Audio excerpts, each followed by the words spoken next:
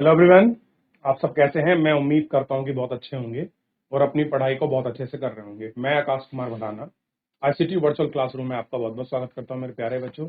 जैसा आपको पता है कि 10th क्लास है बेसिकली, और हमारा अटल उत्कृष्ट के जो बच्चे हैं कंपार्टमेंट वाले, हम उनकी क्लासेस कर रहे हैं। तो एक बहुत इंपॉर्टेंट टॉपिक मैं आपके बीच लेके आया हूँ, globalisation and the Indian economy. तो हम लोग देखेंगे जो आपका वैश्वीकरण है उसका भारतीय अर्थव्यवस्था में क्या योगदान है, किस प्रकार से बहुत सारी चीजों को उसने चेंज किया, इफेक्ट और इम्पैक्ट किया है। तो उसको हम लोग आपका इस लेक्चर के अंतर्गत आपका देखने वाले हैं। तो सबसे पहले आप इस वाले क्वेश्चन को अच्छे से देखिए, फिर मैं इसमें थोड़ा सा आगे बढ़ूंगा और आगे आपको ले चलूंगा। कोई भी किसी प्रकार की कोई क्वेरी है आपकी, आप मुझसे बेहिचक पूछिए। देखिए, ध्यान दीजिए, पहला क्वेश्चन है, what do you understand by the globalisation, explain your own words. अब इसमें एक चीज बहुत अच्छी दी है, सबसे बड़ी बात जो आपके लिए बड़ा बेनिफिट, अगर मान लीजिए ऐसे एग्जाम में मिल जाए कि, तो इससे अच्छी बात क्या है, इसमें क्या मांग रहा है, एक्सप्लेनेशन ऑन योर वर्ड्स, यानी कि अपने शब्दों में आपको व्याख्या करनी है। क्या करनी है? जो आपके अपने शब्द हैं उनको, मान लीजिए कोई आपसे पूछ ले कि वैश्वीकरण क्या है, ग्लोबलाइजेशन क्या है, कि आप क्या समझते हैं ग्लोबलाइजेशन से, और आपको एक्सप्लेन करना है ऑन वर्ड्स। ऑन वर्ड्स का मतलब है अपने शब्दों में, ठीक है। तो अब आपके माइंड में क्या है, आपने किस तरह से ग्लोबलाइजेशन को पढ़ा और समझा है, उस अनुरूप आपका लिख सकते हैं। क्लियर है? तो आइए हम लोग देखते हैं। सबसे पहले तो हम इसमें दो क्वेश्चन हैं बेसिकली। एक पहला क्वेश्चन है, पहले आपको यह बताना है कि ग्लोबलाइजेशन है क्या, और फिर उसे अपने अनुसार व्याख्या करनी। दो पार्ट में हम लोग इसको देखते हैं। चाहे इसको लाइन आपको 1-2 पॉइंट करके कर लें। तो पहला पॉइंट हम लोग इसमें देखते हैं और इसको देखना शुरू करते हैं। Globalisation is a process of integrating and among the people, companies and government, different nation process driven by the international trade, investment and additional information technology। तो ग्लोबलाइजेशन क्या है? एक प्रोसेस है, एक प्रक्रिया है। क्लियर है? लोगों के साथ जुड़ने की, कंपनियों के साथ जुड़ने की, सरकार के साथ जुड़ने की, अलग अलग देशों के साथ, अलग अलग नेशन के साथ आपका जुड़ने की, और इंटरनेशनल लेवल पर आपका व्यापार करने की, और उस पर क्या करने की, आपका ट्रेड करने की एक आपकी पॉलिसी है, एक एक आपका तरीका है। क्लियर है? ये आपको पता होना चाहिए। पहला पॉइंट अगला है, under globalisation the countries that it was close the trade and foreign investment open to their economy and go to global। अब क्या कर रहे हैं कि जितनी भी अर्थव्यवस्थाएं हैं, या मान लीजिए या जितने भी इस ग्लोबलाइजेशन के तहत जो हमारी कंट्रियां हैं, जो बंद इकोनॉमी थी, अब वो ट्रेड की तरफ बढ़ रही हैं और फॉरेन इन्वेस्टमेंट को अपनी ओर एक्सेप्ट कर रही हैं। क्लियर है? और गो टू ग्लोबलाइज यानी कि वो वैश्वीकरण की तरफ आपका बढ़ती जा रही हैं।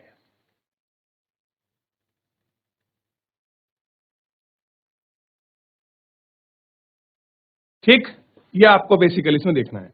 और किसकी बात कर रहे हैं? Foreign investment. इसकी बात करी हमने, जो फॉरेन आपका इन्वेस्टमेंट है, हम बेसिकली उसकी बात कर रहे हैं। क्लियर है? तो इन सारी चीजों को आपको बहुत अच्छे से गौर करके आपको देखना था और बात करनी थी। The result of increasing intercontinent and of the economy onwards. सबसे पहले आपको देखना है कैसे आपका इंटर ट्रेड है आपस में, और कैसे एक दूसरे के साथ ये अर्थव्यवस्था को, वैश्विक अर्थव्यवस्था को आपका बढ़ा रही है। और बात कर रहे थे हम इसमें किसे, integration of the economy in the world. Clear है? अगला देखिए, नंबर 3 पर है, under globalisation more and more goods and services, investment and technology are moving between countries. अगर वैश्वीकरण बढ़ेगा और इसी वैश्वीकरण के अंतर्गत क्या होगा, अधिक से अधिक वस्तुओं और सर्विसेज की क्या होगी, सप्लाई होगी, इन्वेस्टमेंट बढ़ेगा, साथ में टेक्नोलॉजी बढ़ेगी और एक दूसरे के बीच, एक दूसरे कंट्री के बीच सर्विस और गुड्स, इन्वेस्टमेंट और टेक्नोलॉजी की जो आपकी चीजें हैं वो एक देश से दूसरे देश में भी आपका ट्रांसफर होंगी। तो हमको पता लग रहा है कि किस तरह से हमारा ग्लोबलाइजेशन कितना बेनिफिशियल है, कितना लाभदायक है, और क्यों ना हो सब अर्थव्यवस्थाओं को ग्लोबलाइजेशन के तहत ही आना चाहिए और साथ में इसके अंतर्गत मिलजुल कर आपका काम भी हमें करना चाहिए। क्लियर है?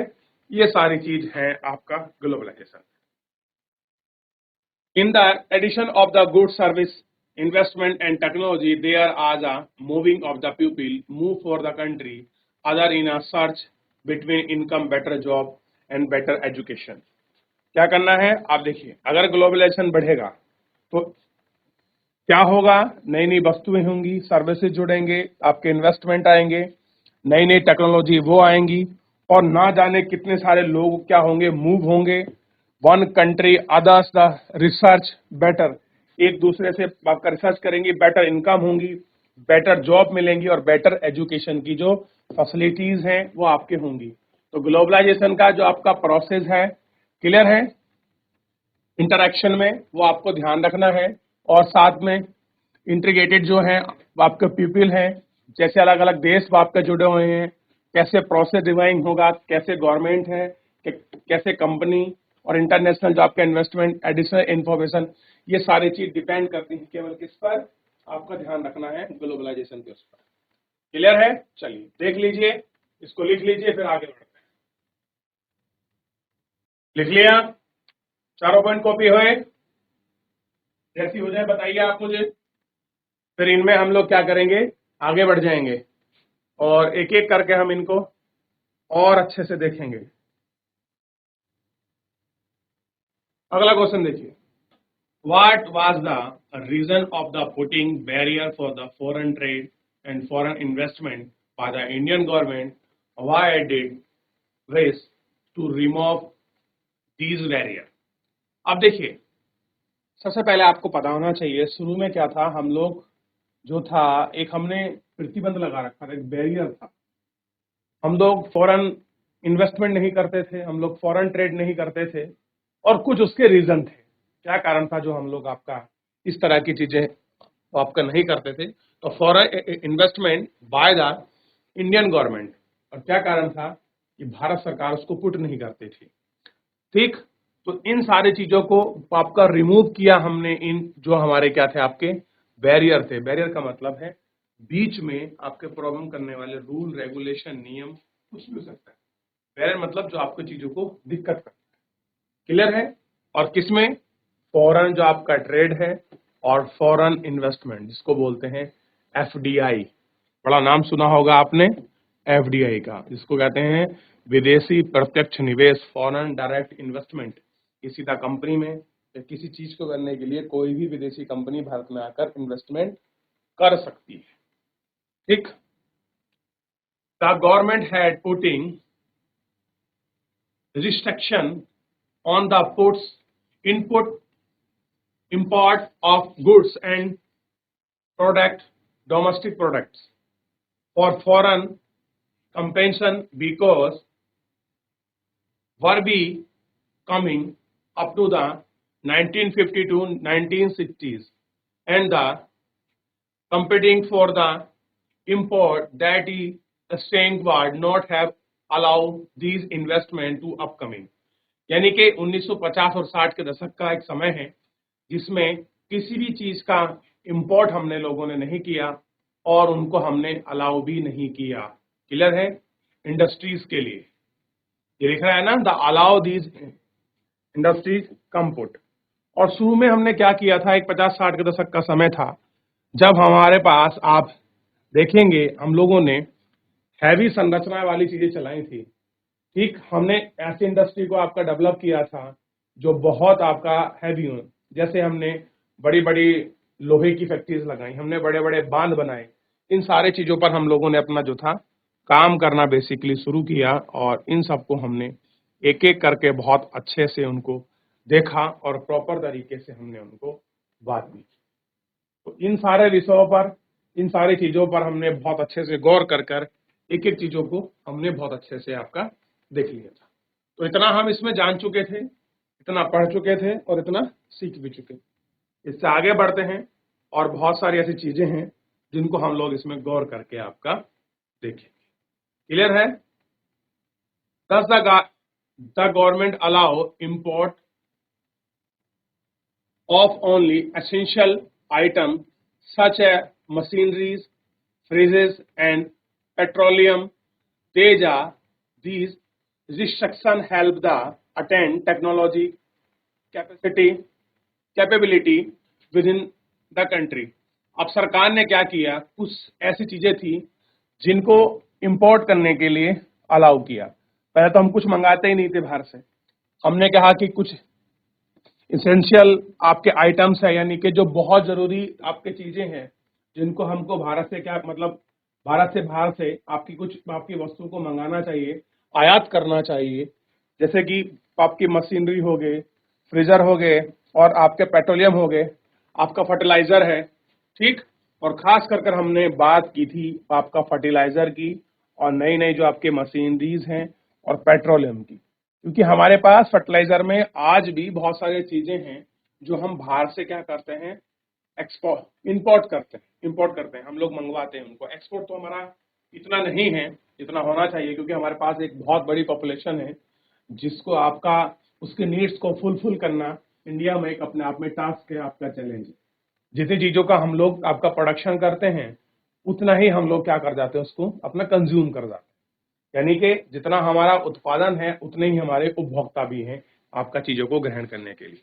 तो ये अच्छा भी है और एक पॉइंट में आपका निगेटिव भी है, क्योंकि हम लोग कोई खास आपका ट्रेड जो है इसमें नहीं कर पा रहे हैं, attend the technological capability with in country. तो इसको देख लीजिए आप अच्छे से क्या रीजन रहा है कि हमने चीजों को नहीं मंगाया है।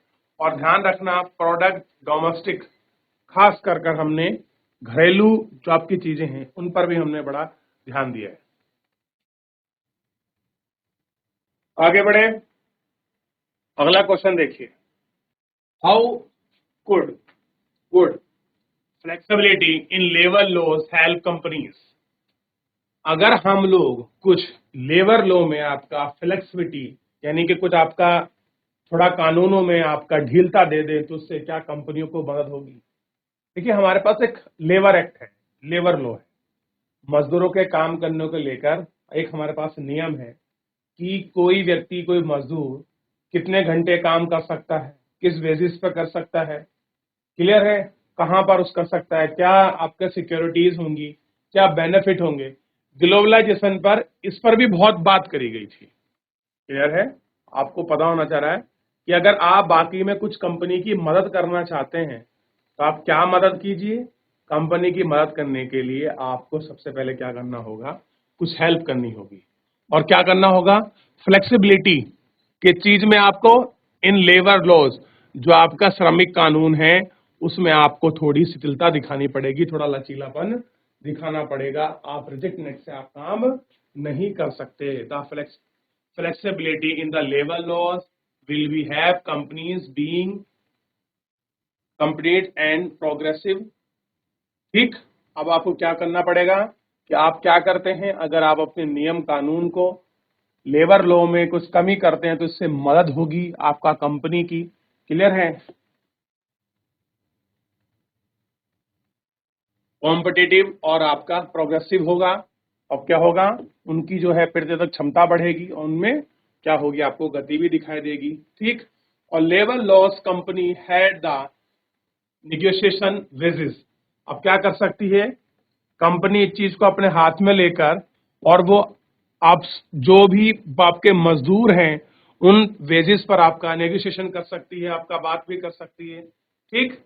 और जो भी आपका एम्प्लॉयमेंट है डिपेंडिंग ऑन मार्केट और कंडीशन है उसके अनुसार ही वो काम कर सकती है। देखिए जब भी कोई कंपनी स्टैब्लिश होती है तो ना जाने बहुत सारी ऐसी वो आपकी चीजें होती हैं जिनका वो प्रोडक्शन, मजदूरों का रखना और आपका मजदूर को निकालना, कहीं ना कहीं जो हमारा बाजार है उस बाजार के ऊपर आपका डिपेंड होता है, क्योंकि बाजार में ही डिपेंड करता है कि आपका किसी बाजार की कितनी कैपेबिलिटी है, बाजार की क्षमता क्या है, बाजार किन चीजों को एक्सेप्ट कर रही है, किन चीजों को अनएक्सेप्ट कर रही है। ये सारी चीजें क्या है, बाजार की कैपेबिलिटी के ऊपर ही कहीं ना कहीं आपका डिपेंड करती है और हमको आपका देखने के लिए भी मिलती है।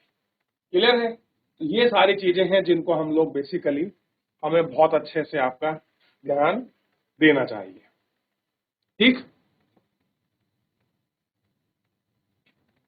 अब देखिए, this will be lead on increase in the companies and competitiveness. इससे क्या होगा, आपका कंपनी इंक्रीज होगी और क्या होगा, वो बढ़ेगी एक आपका किसकी तरफ, एक कॉम्पिटिटिव आपकी प्रतियात्मक जो क्षमता है उसकी तरफ वो आगे बढ़। लिख लीजिए, पढ़ लीजिए, कुछ पूछना है तो पूछ लीजिए। चलिए देख लिया, आगे बढ़ जाएं। Why do the development countries want to developing countries to liberalization? There are trade and investment. What do you think should the developing countries demand to return? Clear है? चलिए, सबसे पहले आप एक बार क्वेश्चन को पढ़िए, समझिए, फिर मैं इसके थोड़ा सा आगे चलता हूं कि क्या है, कैसे कुछ है, कि क्यों हम लोग आपका जितनी भी डेवलपिंग कंट्री है, ठीक है, वो क्या है, आपका जितनी भी डेवलपिंग कंट्री है वो आपका लिबरलाइजेशन में, अपने ट्रेड में, इन्वेस्टमेंट की तरफ आपका ज्यादा ध्यान देती। तो कह रहे हैं what do you think should be developing countries demand to return.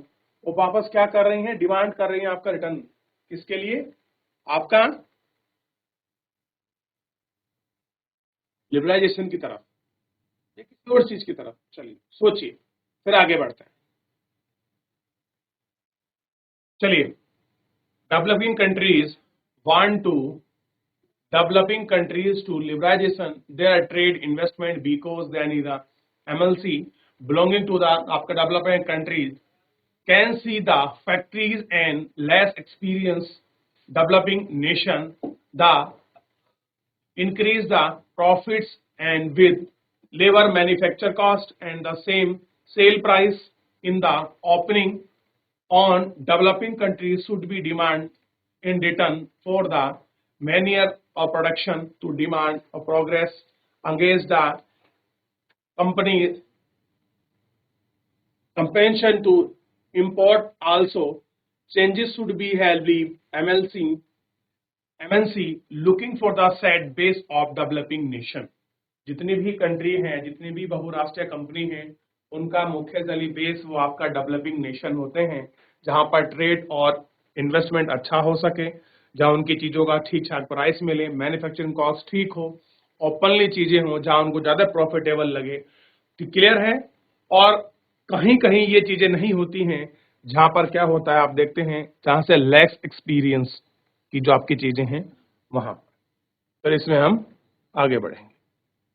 तो मेरे प्यारे बच्चों, फिलहाल आज के इस लेक्चर में इतना ही, मिलते हैं नेक्स्ट लेक्चर में। मैं उम्मीद करता हूं कि आप सभी बच्चों ने ये पहली चीजें बहुत बार पढ़ भी रखी होंगी, रिवीजन भी होगा। बस एक मेरा छोटा ओवरव्यू है ताकि आप चीजों को अच्छे से देख पाए। फिलहाल आज के लिए इतना ही, धन्यवाद।